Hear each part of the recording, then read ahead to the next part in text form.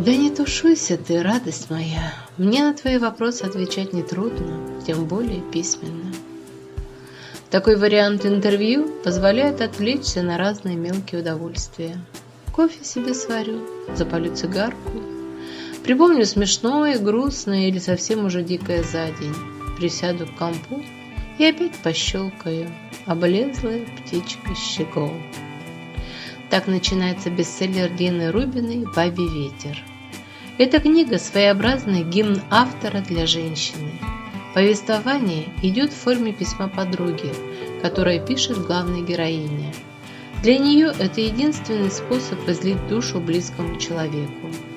Рассказывает она о вещах обыденных, но порой просто шокирующих и обескураживающих. В книге много колоритных персонажей, веселых и трогательных ситуаций. Сильная история изложена прекрасным стилем Дины Рубиной, обязательно затронет ваше сердце и поразит до глубины души. В библиотечном фонде Литрес есть возможность читать книгу «Бабий ветер» онлайн бесплатно. Для этого нужно зарегистрироваться, пройдя по ссылке.